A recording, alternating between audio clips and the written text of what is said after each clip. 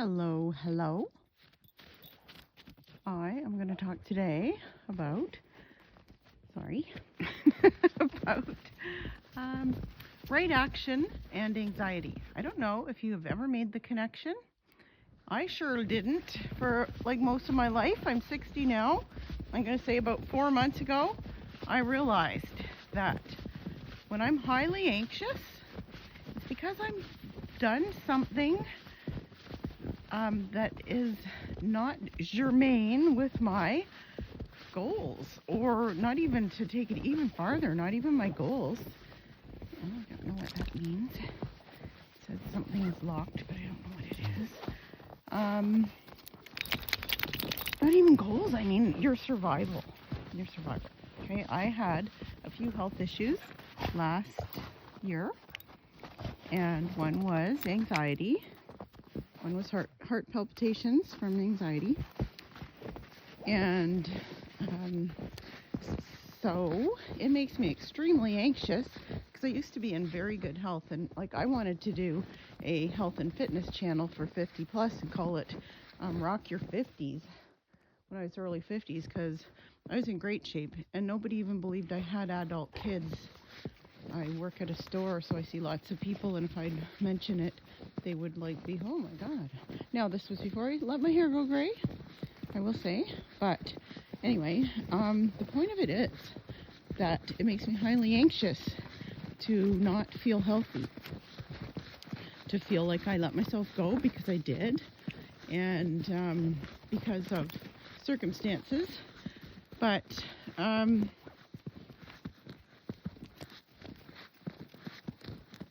I would find myself being very, very anxious. I really, really want to lose 5-10 pounds. I lose it every summer because I'm extremely active in the summer.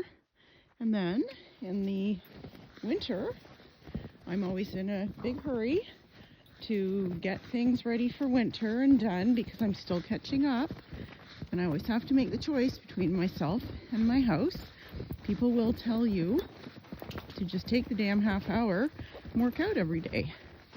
And I just could not bring myself to do it because, practically speaking, this is what we're going to get for a few months. And I keep pausing because I keep saying, and I wasn't going to mention it. I'm going to try to stop doing it because I sure as heck are not going to edit it all out. Those days are gone. I used to. Years ago, I used to make audios. And I would edit them out. It took me hours and hours. I say that and then just watch, I'll end up editing them out.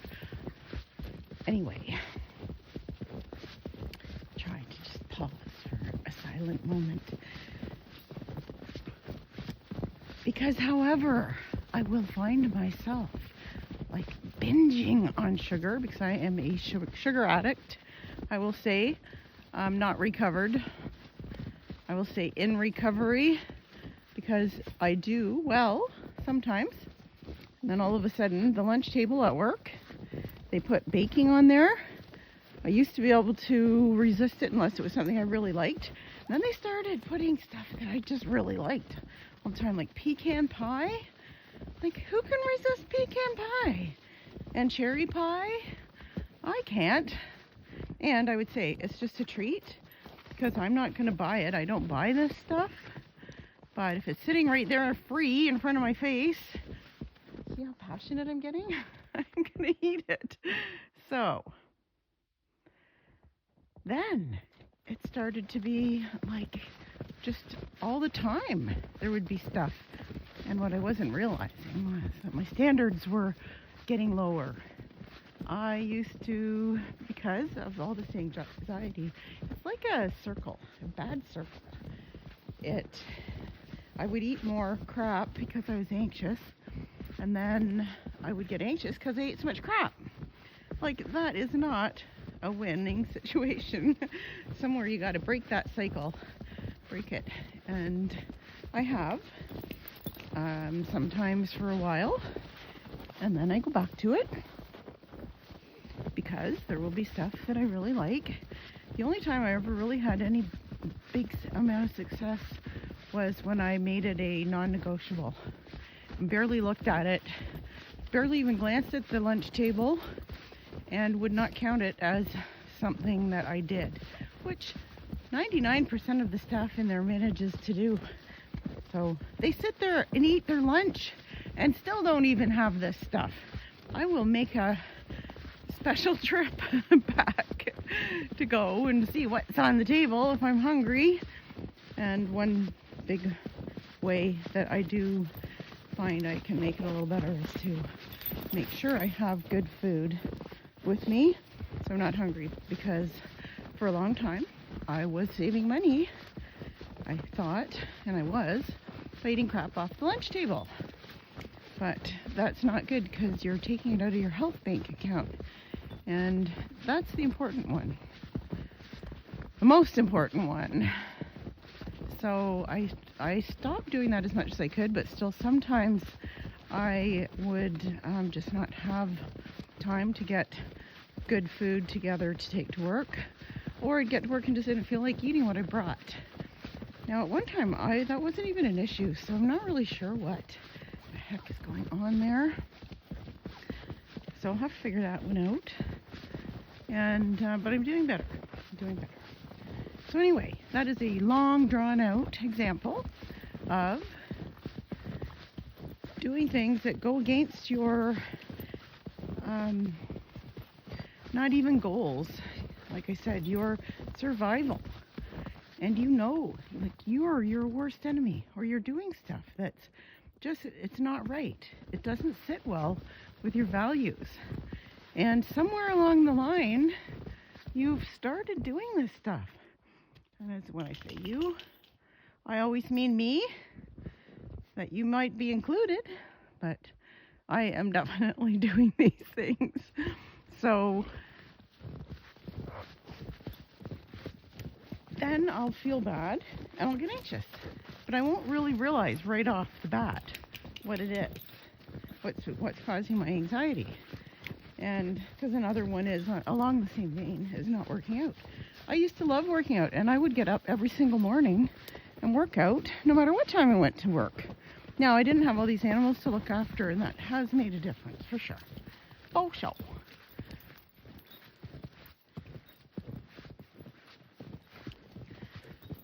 I'm just so in love with these dogs that you will find me pausing because I just look at them. And I'm also trying to focus on them so that you guys get to see them too. So I made the big revelation to myself about 4 months ago that, hey, I'm causing most of my anxiety. I mean, there is anxiety that I can't control. Finances, I work hard and I try my best. I don't spend much money, but I'm still very worried about them because I have 5 ticking time bombs here, plus cats. And I've seen people broken. I have mentioned this before. I never really got to the point about it, I don't think. I have seen people go bankrupt trying to save an animal. Thousands and thousands and thousands, because the vets will keep telling you they need this test, they need that test, and yes, they might get better, we don't know what it is, but try this, we can try that. And just did it again.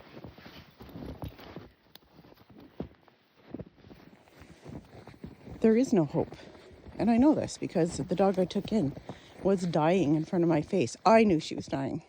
And this vet put me through $2,000 worth of tests overnight, $600 to get her in the door that night, which I would have gladly paid had I gotten good service and a vet that actually even cared about the dog. She was dying. I know she was dying. I knew she was dying. The vet had to have known she was dying. And she gave her antibiotics that she had to take with food. Well, she wasn't holding down the water. She was drinking steadily and barfing it back up again, which is a clear sign there's something horrifically wrong. I was trying to focus Lily. How come we're not focusing her? I think she smells mole in there. Anyway, that started my anxiety, that little episode. She did pass away. There's more craziness to the story. Lily, what are you doing? Why did my phone go out of... Lily! Lily! No! She will grab a mole and... Lily! No! You get to hear me yelling at the dog. Lily! Lily! Lily! Out of there! Get out! Quit digging holes. So anyways, not quite sure I got how I went on to that thing, but if you're doing something that is making you not feel good, oh yes, it was finances. That's something that I struggle daily with, and that's out of my control.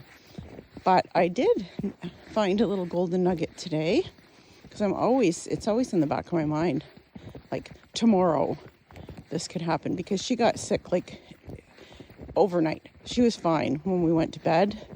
When I got up, she had a cough, just like not an ongoing cough, just one cough. But the look on her face, you get to know your dogs. Anybody that has dogs will know what I'm talking about. And I knew that minute there was something terribly, terribly wrong with her. Of course, I had to run out and go to work. I had a doggy cam and was watching her, but I couldn't see her. She was going places where it didn't work, but I would catch a glimpse of her every once in a while, and she seemed okay, so I was a little more relaxed. But I didn't get home till about 7. No, I had a double shift. I had to come home and leave again, and she was okay when I got home. That would have been about 2, and then I had to be at work again for 3. I got home at 7, and she was clearly not well. You know, it's those things that happen to you that make you old, because you keep saying, what if I hadn't have had to work that day? It was a really bad heat wave day. I had a cleaning job that I was at. It ended up taking an extra hour or 2, because just that day, my daughter, who was usually helping me, couldn't come. It just went on and on and on and on, all the circumstances. I still wonder if the heat didn't have something to do with it, because she had a heart murmur. And maybe if I had not gone that day, because I had considered it, because I was going by myself, and I never liked leaving them when it was hot, like really hot. It was oven hot. And this, like, I didn't always work there. That was the other thing. It was not a regular thing that I did every day. It was like, so many things. What if I hadn't had to go work at the store that day? Anyway, and that's how life is, and it'll haunt you. And the older you get, the more things there are. Anyway, I'll be like that neighbor on that show about that guy that builds stuff, Tim the Tool Man Taylor. You only ever see the neighbor's eyes, and you can see my paw with a leash. Anyway, so she did end up passing away, and now I can never get it out of my head. It was an absolute trauma, what they put me through, and her. And now all I do is think, tomorrow, what's going to happen? It could be tomorrow. And, how will I deal with it? Because, of course, afterwards, you know exactly what you should have done. I never should have taken her back in there. And I should have just let her have a peaceful day at home and let her pass away here. And I'm off the subject again. If you are doing something, there are some things that you can't help. That's my point. There's some things that you just can't help, and you have to deal with them in a different way. I find breathing helps a lot. I breathe in 4 steps. This is actually something I heard on another video, and the guy said, when the dog stops, he'd be anxious to get going, which I used to always be doing. And because this little guy here, he's got to stop and examine everything. He's blind, and he's a good little boy, and he came from horrific place. And so I like to give him as much time. Everybody else is pretty patient. So I breathe in for 4, hold it for 4, breathe out for 8. It's supposed to help release stuff, and it actually works, because I will say I am a lot less anxious since I started doing it, and it makes the walks more enjoyable. It actually feels good. So some stuff you'll have to deal with, but If you watch your own behavior, you will find that you are doing things that are causing your own anxiety. And you have to stop. And I know it isn't easy because I have been on a long road to do that myself. And it's when this is done, when that's done, that's my big thing. When this is done, when that's done, when this is done. And